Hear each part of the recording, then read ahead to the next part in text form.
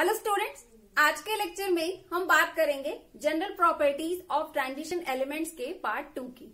Part 1 में हम लोगों ने दो प्रॉपर्टीज को डिस्कस कर लिया था, atomic radii and ionic radii को। अब यहाँ पर पार्ट 2 में आगे की प्रॉपर्टीज को डिस्कस करेंगे। आ जाते हैं हम लोग थर्ड प्रॉपर्टी में, जो कि है आपका मेटालिक प्रॉपर्टी। मेटालिक प्रॉपर्टीज में सबसे पहले पॉइंट नंबर ए में हम लोग क्या करेंगे, जो आपके डी ब्लॉक के एलिमेंट्स है उनके मेटालिक कैरेक्टर को एस ब्लॉक के एलिमेंट्स के मेटालिक कैरेक्टर से कंपेयर करेंगे। ठीक है, तो सबसे पहले मैं आपको ये बता दूं कि जो ये आपके डी ब्लॉक के मेटल्स होते हैं, यानी कि जो आपके ट्रांजिशन मेटल्स होते हैं, इनका मेटालिक कैरेक्टर जो होता है एस ब्लॉक के मेटल के मेटालिक कैरेक्टर के कंपेयर में कम होता है। अब सवाल ये है कि ऐसा क्यों होता है, क्यों डी ब्लॉक के एलिमेंट्स का मेटालिक कैरेक्टर एस ब्लॉक के एलिमेंट्स के कंपेयर में कम होता है? इसके पीछे का रीजन क्या है ना? तो इसका रीजन छुपा है मेटालिक कैरेक्टर के डेफिनेशन में। देखिए, जनरली जब हमें केमिस्ट्री में मेटालिक कैरेक्टर को डिफाइन करना होता है तो हम किस तरह से डिफाइन करते हैं? हम यही कहते हैं ना कि कोई भी ऐसा एलिमेंट्स जिसमें कि इजिली इलेक्ट्रॉन को लूज करके इलेक्ट्रोपॉजिटिव आयन बनाने की टेंडेंसी होती है, उस तरह के एलिमेंट्स को हम लोग क्या कहते हैं? मेटल्स कहते हैं। और उनके इस कैरेक्टर को हम लोग क्या बोलते हैं? मेटालिक कैरेक्टर कहते हैं, है ना? तो इसका ये मतलब हुआ कि कोई भी ऐसा एलिमेंट जो कि इजिली इलेक्ट्रॉन को लूज करे और क्या करे, इजिली इलेक्ट्रोपॉजिटिव आयन बनाए, वो उसका मेटालिक कैरेक्टर क्या होगा? बहुत ही अच्छा होगा, है ना? तो अभी जस्ट मैंने आपको क्या बताया कि डी ब्लॉक का कम होता है as compare to s block elements. अब ये क्यों होता है, इसके डेफिनेशन में छुपा है। देखिए कैसे होता क्या है कि अगर हम लोग क्या करें, एस ब्लॉक के एलिमेंट्स के एटॉमिक साइज को डी ब्लॉक के एलिमेंट्स के एटॉमिक साइज से कंपेयर करें, तो हमें पता है कि जो ये हमारे डी ब्लॉक के एलिमेंट्स होते हैं, इनका एटॉमिक साइज एस ब्लॉक के एलिमेंट्स के एटॉमिक साइज के कंपेयर में कम होता है ना? आप लेफ्ट से राइट की तरफ जाओगे from s block to d block, क्या होगा? लेफ्ट से राइट की तरफ जाने पर साइज डिक्रीज होता है। ये आप लोग 11th बहुत पहले से ही पढ़ रहे हैं, 11th में भी आप लोगों ने पढ़ा है पीरियोडिसिटी चैप्टर में, है ना? तो आप लेफ्ट से राइट की तरफ जा रहे हो तो क्या हो रहा है? एटॉमिक साइज डिक्रीज हो रहा है, यानी कि डी ब्लॉक के एलिमेंट्स का जो एटॉमिक साइज है वो एस ब्लॉक के एलिमेंट्स के एटॉमिक साइज के कंपेयर में कम है ना? अब चूंकि इस फैमिली के एलिमेंट्स का, यानी कि डी ब्लॉक के एलिमेंट्स है, इनका एटॉमिक साइज चूंकि कम है, तो इफेक्टिव न्यूक्लियर चार्ज क्या होगा? इफेक्टिव न्यूक्लियर चार्ज ज्यादा होगा। और जिसका इफेक्टिव न्यूक्लियर चार्ज ज्यादा होता है ना, जिस भी एलिमेंट का इफेक्टिव न्यूक्लियर चार्ज ज्यादा होता है, वो इजिली इलेक्ट्रॉन रिमूव नहीं करता है ना? वो इजिली इलेक्ट्रॉन लूज नहीं करता है ना? तो अगर इन दोनों को कंपेयर किया जाए तो एस ब्लॉक के कंपेयर में जो डी ब्लॉक के एलिमेंट्स है, उनका इफेक्टिव न्यूक्लियर चार्ज ज्यादा है, उनकी साइज छोटी है। अब साइज छोटी है, इफेक्टिव न्यूक्लियर चार्ज ज्यादा है, तो क्या होगा? इलेक्ट्रॉन लूज करने की टेंडेंसी कम होगी। और जब इलेक्ट्रॉन लूज करने की टेंडेंसी कम होगी तो डी ब्लॉक के एलिमेंट्स का मेटालिक कैरेक्टर जो है वो एस ब्लॉक के एलिमेंट्स के मेटालिक कैरेक्टर के कंपेयर में कम होगा, है ना? क्लियर? तो फर्स्ट पॉइंट में यही है। अब इस पॉइंट को आप लोग चाहे तो रिवर्स में लिख सकते हैं, ऐसे भी कह सकते हैं कि एस ब्लॉक के एलिमेंट्स का मेटालिक कैरेक्टर डी ब्लॉक के कंपेयर में ज्यादा है, क्योंकि एस ब्लॉक का जो एलिमेंट का साइज है वो डी ब्लॉक के एलिमेंट के साइज के कंपेयर में बड़ा है, इसका एटॉमिक साइज बिगर है। एटॉमिक साइज बिगर है तो इफेक्टिव न्यूक्लियर चार्ज कम है। इफेक्टिव न्यूक्लियर चार्ज कम है तो ये इलेक्ट्रॉन इजिली लूज कर देगा, यानी कि बहुत ही लो आयोनाइजेशन एनर्जी में इलेक्ट्रॉन को लूज कर देगा, है ना? आयोनाइजेशन एनर्जी का क्या मतलब होता है? आयोनाइजेशन एनर्जी का मतलब कि वो एनर्जी जो आप इलेक्ट्रॉन को निकालने के लिए, इलेक्ट्रॉन को रिमूव करने के लिए प्रोवाइड करते हो। ठीक है, तो जो एस ब्लॉक के एलिमेंट्स होता है, इनका साइज बड़ा होता है, इफेक्टिव न्यूक्लियर चार्ज कम होता है। बड़े साइज की वजह से, लो इफेक्टिव न्यूक्लियर चार्ज की वजह से इसकी आयोनाइजेशन एनर्जी बहुत ही कम होती है। ये इजिली बहुत थोड़ी सी एनर्जी प्रोवाइड करने पर इलेक्ट्रॉन लूज कर देता है। इसी वजह से एस ब्लॉक के मेटल्स का मेटालिक कैरेक्टर जो है वो डी ब्लॉक के मेटल्स के मेटालिक कैरेक्टर के कंपेयर में ज्यादा होता है। तो चाहे आप ऐसे बोलिए कि एस ब्लॉक का ज्यादा है, डी ब्लॉक का कम, या फिर आप इधर से बोलिए कि डी ब्लॉक का कम है as compare to s block metals. ठीक है, तो फर्स्ट पॉइंट ये हो गया। फर्स्ट पॉइंट में हमने इन दोनों को कंपेयर किया। चलिए अब आ जाते हैं पॉइंट नंबर बी में। पॉइंट नंबर बी में मैं आपको ये बताना चाहती हूँ कि जो आपके ये एस ब्लॉक के मेटल्स होते हैं ये सॉफ्ट होते हैं, जबकि आपके ये जो डी ब्लॉक के मेटल्स होते हैं, यानी कि जो ट्रांजिशन मेटल्स होते हैं, ये आपके क्या होते हैं? हार्ड होते हैं। अब सवाल ये है कि ऐसा क्यों होता है, मेटल तो दोनों ही है, पर ये सॉफ्ट क्यों है, ये हार्ड क्यों है। और आप लोगों ने एग्जाम्पल के तौर पे अगर मैं बताऊं तो आपने देखा भी होगा, कभी आप लोगों ने अपने लैब में देखा होगा सोडियम लैब में देखने को मिलता है, केरोसिन में रखा होता है। अगर उसको देखा हो तो कुछ उस तरह से होता है, इरेजर के जैसे होता है, पेंसिल इरेजर के जैसे होता है, कुछ सॉफ्ट सा, मतलब आप उसे प्रेस करो तो आप इजिली उसे दबा सकते हो, थोड़ा लचीला टाइप का होता है, इरेजर के जैसा। लेकिन वही अगर हम आयरन की बात करें, आयरन जो कि आपका डी ब्लॉक से बिलोंग करता है, अगर हम उसकी बात करें तो आयरन हम लोगों ने देखा है, हम सभी ने अपने घरों में देखा है कि आयरन कितना हार्ड मेटल है ना। सोडियम एस ब्लॉक से बिलोंग करता है, वो आपका सॉफ्ट मेटल है, और डी ब्लॉक का मेटल आपका आयरन एग्जाम्पल के तौर पे आपने देखा है कि वो हार्ड होता है ना। तो सवाल ये है कि मेटल तो दोनों ही है ना, एस ब्लॉक में भी मेटल है, डी ब्लॉक में भी मेटल है, थोड़े बहुत मेटल आपके पी ब्लॉक में भी है, क्योंकि पी ब्लॉक में आपको पता है कि मेटल्स भी होते हैं, नॉन मेटल्स भी होते हैं, मेटेलॉइड्स भी होते हैं, है ना। तो बेसिकली जो भी हम कंपैरिजन कर रहे हैं मेटालिक कैरेक्टर का या उसकी हार्डनेस एंड सॉफ्टनेस का, तो हम एस और डी में ही कर रहे हैं। खैर, तो यहाँ पे वापस आ जाते हैं टॉपिक में, जो हम हार्ड सॉफ्ट की बात कर रहे थे। हाँ, तो मैंने आपको बताया कि जो आपका एलिमेंट जो एस ब्लॉक से बिलोंग करता है, मतलब एस ब्लॉक के जो मेटल्स होते हैं वो सॉफ्ट होते हैं। एग्जाम्पल के तौर पे मैंने आपको सोडियम बताया, एंड डी ब्लॉक को मैंने क्या बताया कि इसके जो मेटल्स होते हैं वो हार्ड होते हैं। एग्जाम्पल के तौर पे मैंने आपको आयरन का बताया, है ना। अब आ जाते हैं हम इसके रीजन पे कि ऐसा होता क्यों है, क्यों डी ब्लॉक के मेटल्स हार्ड होते हैं और ये वाले सॉफ्ट क्यों होते हैं। तो अब समझिएगा, देखिए, अगर हम लोग क्या करें कि एस ब्लॉक के मेटल्स, मान लीजिए हम सोडियम को ही देख लेते हैं, ये मेटल्स जो होते हैं इनमें क्या होता है, जैसे सोडियम है, अगर हमने सोडियम के मान लीजिए हम लोगों ने एक मेटल क्रिस्टल को लिया हुआ है ना, इसके एक मेटल क्रिस्टल को लिया है, तो उसमें होता क्या है, उसमें होता ये है कि बहुत सारे सोडियम कुछ इस तरह से, मान लीजिए आपने इसका एक छोटा सा टुकड़ा लिया हुआ है, तो उस टुकड़े के अंदर क्या होगा, बहुत सारे सोडियम जो है वो सोडियम एटम इलेक्ट्रॉन को लूज करके अपना सोडियम आयन बनाया रहता है, कुछ इस तरह से सोडियम आयन बनाया रहता है, ये सारे इलेक्ट्रॉन्स ये लूज कर देता है, ठीक है। ऐसे इलेक्ट्रॉन्स को लूज करके कुछ इस तरह से आयंस बना लेता है, ठीक है। ये क्या है, ये आप मान लीजिए कि आपने एक सोडियम का छोटा सा टुकड़ा लिया हुआ है, तो उसके अंदर बेसिकली होगा क्या, अगर हम केमिस्ट्री के लेवल पे बात करें अंदर जाके कि उसके अंदर क्या होता होगा, किस तरह से होता होगा, तो कुछ इस तरह से रहता है कि सारे सोडियम के एटम्स होते हैं वो कुछ इस तरह से इलेक्ट्रॉन को लूज करके ऐसे आयंस के फॉर्म में रहते हैं, Na+ आयन के फॉर्म में रहते हैं, और इस तरह से कुछ इलेक्ट्रॉन का लस्टर रहता है। इलेक्ट्रॉन के लस्टर में ये पूरे आयंस जो होते हैं वो डूबे हुए रहते हैं, इसी को हम लोग बोलते हैं मेटालिक बॉन्डिंग। मतलब जैसे ये आयंस है ना, तो इन सभी आयंस का मतलब इलेक्ट्रॉन के सराउंडिंग आसपास जितने भी आयंस होते हैं उनका इलेक्ट्रॉन से इंटरेक्शन होता है, तो इसे ही हम लोग बोलते हैं मेटालिक बॉन्डिंग।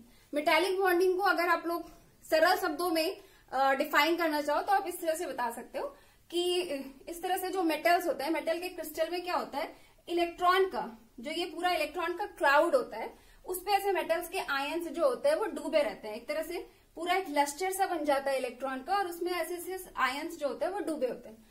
तो ये जो आपके एस ब्लॉक के मेटल्स होते हैं उनके केस में क्या होता है, उनमें इस तरह से होता है कि मेटल्स अपना इलेक्ट्रॉन लूज किए होते हैं और सोडियम आयन उसमें मतलब डूबा हुआ होता है, जो आपके मेटल आयन होते हैं वो उसमें डूबा हुआ होता है, यानी कि उसमें सिर्फ मेटालिक बॉन्डिंग होती है, सिर्फ और सिर्फ क्या होती है, मेटालिक बॉन्डिंग होती है, ठीक है। ऐसा क्यों होता है, क्योंकि अगर हम लोग देखिए ऐसा होता क्यों है, सिर्फ और सिर्फ मेटालिक बॉन्डिंग क्यों होती है इस ब्लॉक के एलिमेंट्स में, पहले इस चीज को समझिए। सोडियम के ही एग्जांपल के थ्रू, जैसे सोडियम है, अगर हम इसके इलेक्ट्रॉनिक कॉन्फ़िगरेशन की बात करें तो ये क्या होता है, 1s2 2s2 2p6 3s1।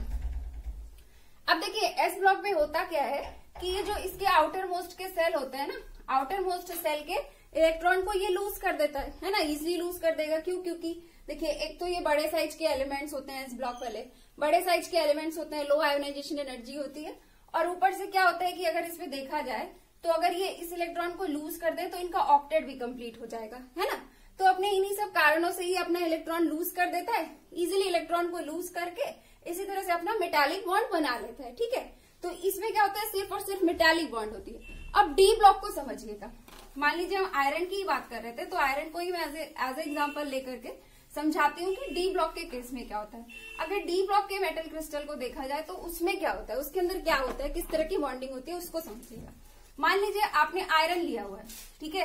अगर हम आयरन के मेटल क्रिस्टल की बात करें तो उसमें क्या होगा, उसके अंदर पता है क्या होगा, उसके अंदर कुछ इस तरह से होगा कि बहुत सारे आयरन एटम्स होंगे कुछ बहुत सारे आयरन एटम्स होंगे।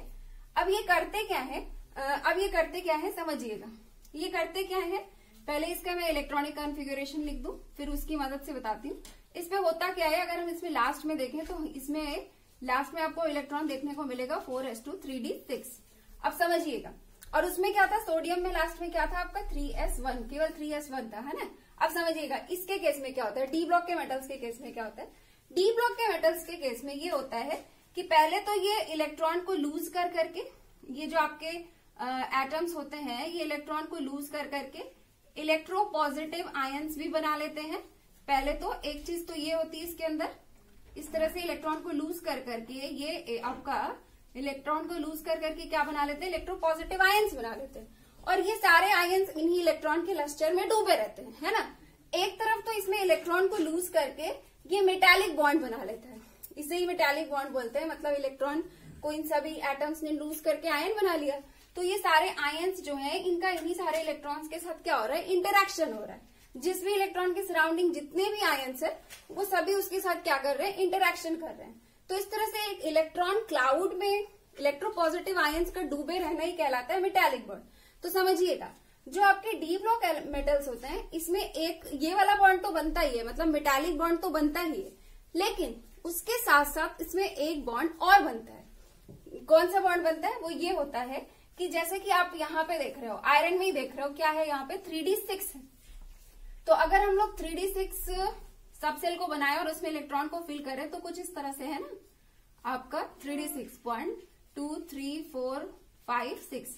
देखिए यहाँ पे क्या है, 4 अनपेयर्ड इलेक्ट्रॉन है ना। तो अब समझिएगा, ये इलेक्ट्रॉन जो है लूज तो करते ही है, मेटालिक बॉन्ड तो बनाते ही है।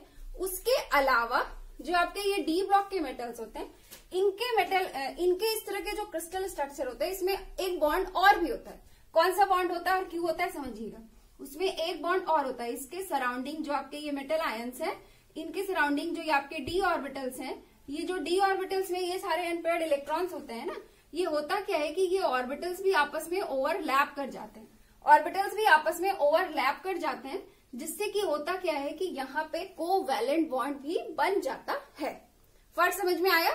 एस ब्लॉक के मेटल्स में क्या था, एस ब्लॉक के मेटल्स में सिर्फ और सिर्फ देखिए, एस ब्लॉक के केस में क्या था कि कोई यहाँ पे डी सबसेल नहीं था, है ना। यहाँ पे कोई ऐसा डी सबसेल नहीं था, और ना ही कोई, जब डी सबसेल ही नहीं है तो अनपेयर्ड इलेक्ट्रॉन की क्या बात करें, है ना। देखिए एस ब्लॉक के केस में क्या था कि वहां पे कोई ऐसा डी सबसेल नहीं था जहां पे अनपेयर्ड इलेक्ट्रॉन मौजूद है ना। तो उसके केस में क्या था, सिर्फ और सिर्फ लास्ट में एस सबसेल था जिसके पास अनपेयर्ड इलेक्ट्रॉन था। तो एस ब्लॉक के मेटल्स क्या होते हैं, सिर्फ और सिर्फ अपने एस ब्लॉक के जो आपके एस ऑर्बिटल में मौजूद इलेक्ट्रॉन है उसको लूज करके इलेक्ट्रोपॉजिटिव आयन बना लेते हैं, और वो सारे इलेक्ट्रोपॉजिटिव आयन इलेक्ट्रॉन क्लाउड में डूबे रहते हैं। मतलब एस ब्लॉक के मेटल्स में सिर्फ और सिर्फ मेटालिक बॉन्डिंग होती। लेकिन अगर हम डी ब्लॉक की बात करें तो डी ब्लॉक में क्या होता है, डी ब्लॉक में ये आपका एस ऑर्बिटल तो है ही बाहर की तरफ, 3d भी है ना।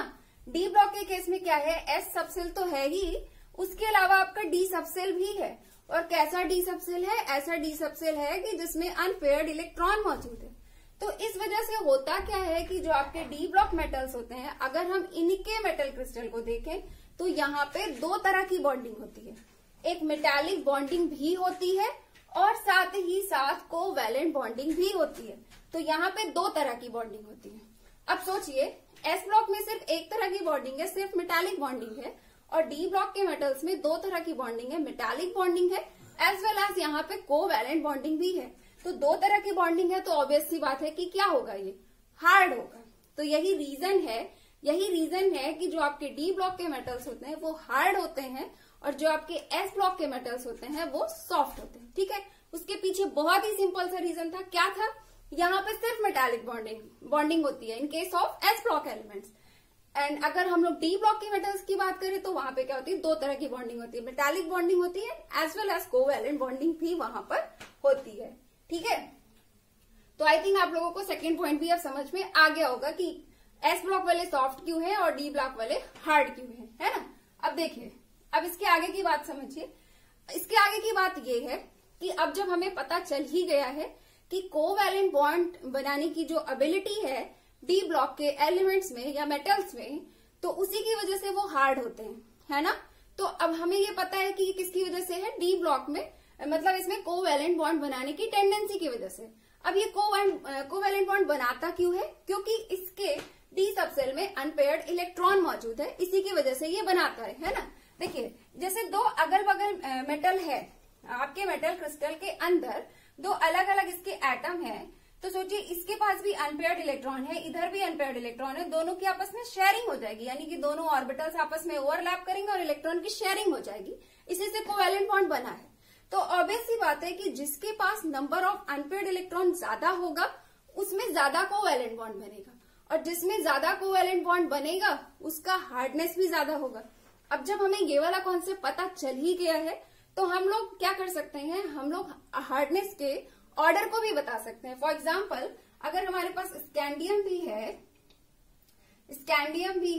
टाइटेनियम है, वेनेडियम है, क्रोमियम है, मैग्नीज है, आयरन, निकिल, आयरन के बाद कोबाल्ट, निकिल, कॉपर, जिंक, है ना।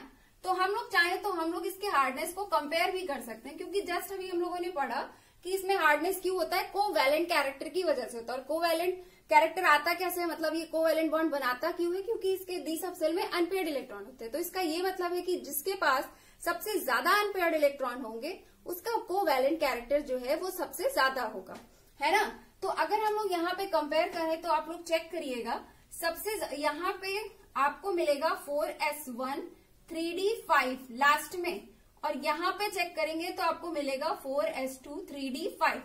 यानी कि अगर हम लोग नंबर ऑफ अनपेयर्ड इलेक्ट्रॉन की बात करें तो क्रोमियम के केस में 4s में भी अनपेयर्ड इलेक्ट्रॉन है 4s1, और 3d5 होता है 5 में भी सारे के सारे 5 के 5 इलेक्ट्रॉन अनपेयर्ड है।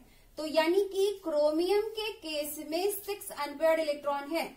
तो इस पूरी सीरीज में अगर आप चेक करोगे कॉपी पे लिख करके, इलेक्ट्रॉनिक कॉन्फ़िगरेशन सबका लास्ट में लिखिए और चेक करिए अनपेयर्ड इलेक्ट्रॉन, तो आपको पता चलेगा कि सबसे ज्यादा अनपेयर्ड इलेक्ट्रॉन जो है वो क्रोमियम के पास है।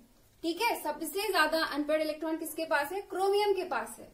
तो क्रोमियम के पास सबसे ज्यादा अनपेयर्ड इलेक्ट्रॉन होने की वजह से सबसे अच्छा मेटालिक बॉन्ड भी ये बनाएगा, और सबसे अच्छा कोवैलेंट बॉन्ड भी ये बनाएगा। तो दोनों तरह की बॉन्डिंग इसमें सबसे ज्यादा होगी, है ना। सोचिए सबसे ज्यादा अनपेयर्ड इलेक्ट्रॉन है तो ये जो इलेक्ट्रॉनिक लस्टर बनेगा वो भी इसका सबसे अच्छा होगा, मतलब सबसे ज्यादा इलेक्ट्रॉन लूज करेगा तो सबसे अच्छा इलेक्ट्रॉन का लस्टर भी बनेगा, तो सबसे अच्छा मेटालिक बॉन्ड भी बनेगा, और साथ ही साथ maximum number of unpaired electron होने की वजह से इसमें सबसे अच्छा कोवैलेंट बॉन्ड भी बनेगा।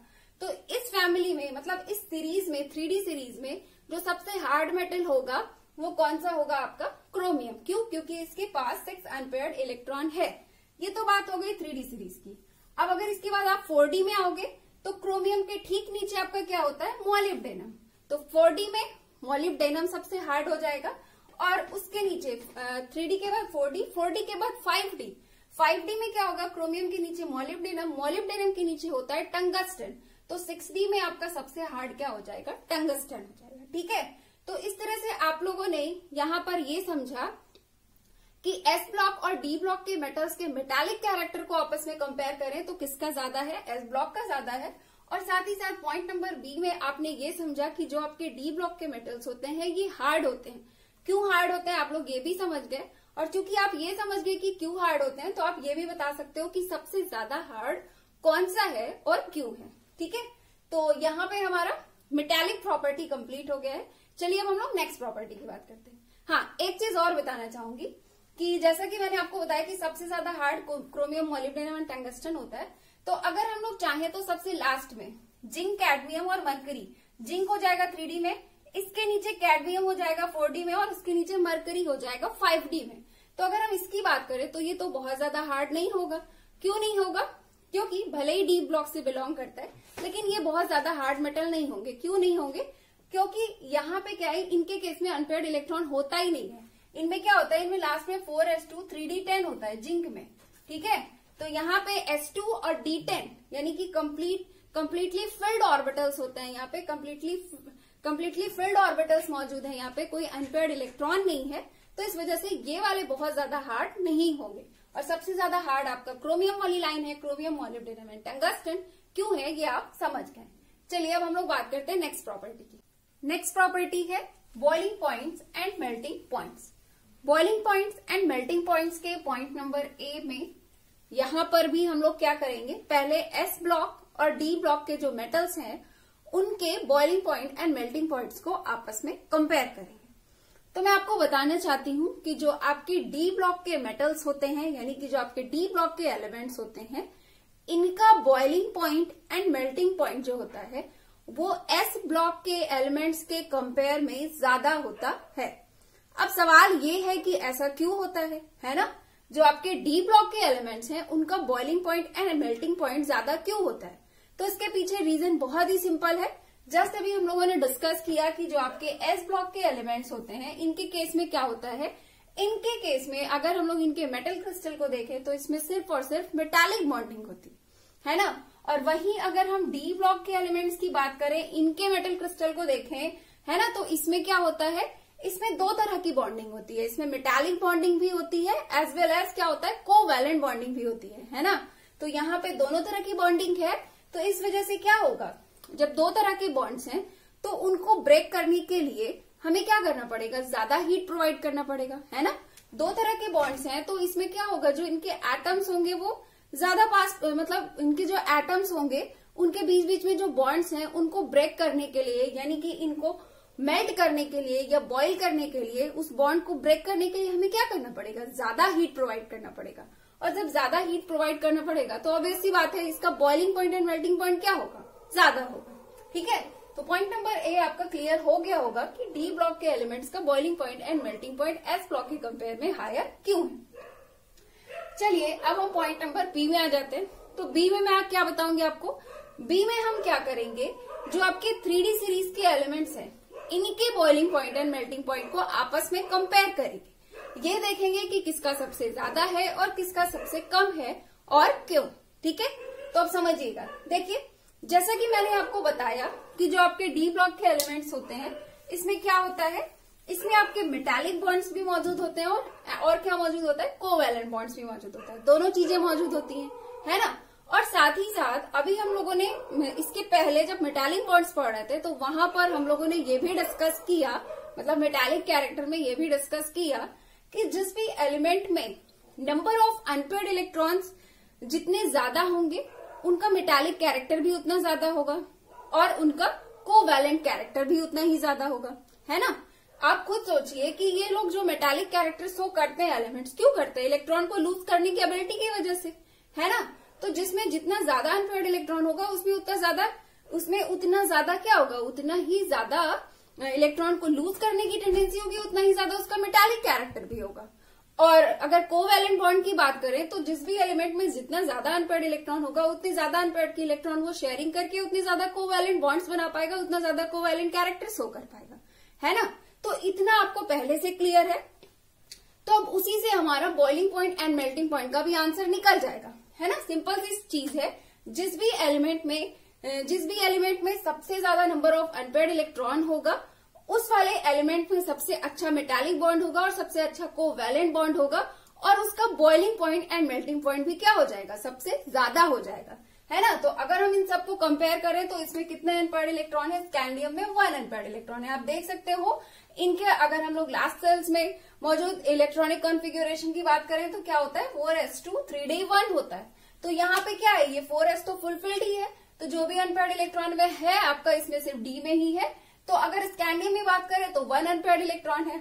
इसके बाद टाइटेनियम में आ जाए तो क्या है, 2 है। वैनेडियम में आ जाए तो कितना है, 3 अनपेयर्ड है। क्रोमियम में आ जाए तो कितना है, 6 है।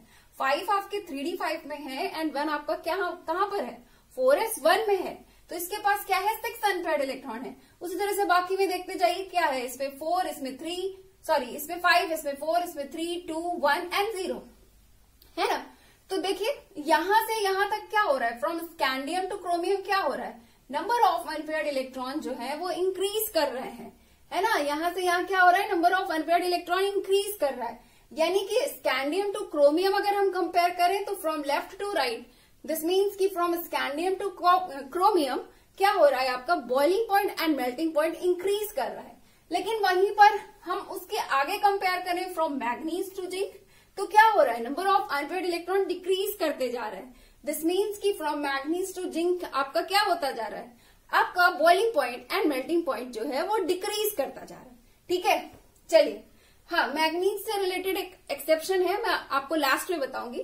फिलहाल जो हम कॉन्सेप्ट की बात कर रहे हैं उसको रखिए। ठीक है, तो उसके बाद क्या हो रहा है, डिक्रीज करता जा रहा है। ठीक है, इतना क्लियर। तो इसका मतलब अगर हमसे ये पूछा जाए एग्जाम में कि 3D सीरीज में किस एलिमेंट का boiling point and melting point सबसे ज्यादा है और क्यों, और ये पूछा जाए कि किसका सबसे कम है और क्यों, तो आप क्या आंसर करोगे? आप बताओगे कि सबसे ज्यादा क्रोमियम का है, बिकॉज क्रोमियम के पास सबसे ज्यादा अनपेयर्ड इलेक्ट्रॉन है। सबसे ज्यादा अनपेयर्ड इलेक्ट्रॉन है तो क्या होगा, उसके आगे आपको क्लियर ही है कि सबसे अच्छा मेटालिक वर्ड एंड सबसे ज्यादा कोवैलेंट कैरेक्टर यहाँ पर रहेगा। ठीक है, और अगर हम लोग बात करें सबसे कम boiling point and melting point किसका है, तो जिंक का हो जाएगा, क्योंकि जिंक में क्या है, जिंक में आपके अनपेयर्ड इलेक्ट्रॉन ही नहीं है। जब यहाँ पे अनपेयर्ड इलेक्ट्रॉन ही नहीं है तो फिर क्या होगा, यहाँ पे बहुत ही वीक बॉन्ड होगा। तो इसको ब्रेक करने, मतलब इसमें मौजूद बॉन्ड को ब्रेक करने के लिए आपको बहुत ही लेस हीट की जरूरत पड़ेगी, तो इसका boiling point and melting point lower होगा। ठीक है, चलिए, हाँ, एक अब आ जाते हैं पॉइंट नंबर सी में। ठीक है, देखिए, पॉइंट ए और बी में तो कंपैरेटिव स्टडी थी। ए में क्या था, एस और डी को आप कंपेयर कर रहे थे, एंड पॉइंट नंबर बी में आप पर्टिकुलरली 3D के सारे एलिमेंट्स को आपस में कंपेयर कर रहे थे। पॉइंट नंबर सी में समझिएगा, यहाँ पर एक एक्सेप्शन है और इसे आपको याद करना पड़ेगा, वो है मैग्नीज की बात। पर्टिकुलरली मैग्नीज के बारे में मैं आपको बताना चाहती हूँ कि जो मैग्नीज का मेल्टिंग पॉइंट होता है, सिर्फ और सिर्फ मेल्टिंग पॉइंट। ठीक है, मैग्नीज का जो मेल्टिंग पॉइंट होता है वो हमारे एक्सपेक्टेशन से काफी कम होता है। ठीक है, जितना हम सोचते हैं, जिस हिसाब से हम यहाँ पर देख रहे हैं कि इसके पास 5 अनपेयर्ड इलेक्ट्रॉन है, तो उस हिसाब से तो इसका काफी अच्छा खासा होना चाहिए boiling point and melting point. तो पर्टिकुलरली मेल्टिंग पॉइंट की अगर हम बात करें मैग्नीज के, तो ये हम जितना एक्सपेक्ट करते हैं उससे कहीं ज्यादा कम होता है, काफी लोअर होता है। उसके पीछे इसका अपना रीजन होता है, रीजन है इसका कॉम्प्लिकेटेड लैटिस स्ट्रक्चर। इसका जो लैटिस स्ट्रक्चर है वो काफी ज्यादा कॉम्प्लिकेटेड होता है और उसी की वजह से इसका मेल्टिंग पॉइंट जो है वो अनएक्सपेक्टेडली क्या होता है, आपका काफी लोअर होता है। तो ये एक्सेप्शनल पॉइंट है, पॉइंट नंबर सी। इसको आप लोगों को याद करना पड़ेगा। बाकी ये दोनों कॉन्सेप्ट आपको विथ रीजन समझ में आ गया होगा। ठीक है, तो यहाँ पे हमारा boiling point and melting point भी कंप्लीट हो गया है। अब हम लोग मिलेंगे नेक्स्ट लेक्चर में और डिस्कस करेंगे नेक्स्ट प्रॉपर्टी को। Have a nice day, thank you so much.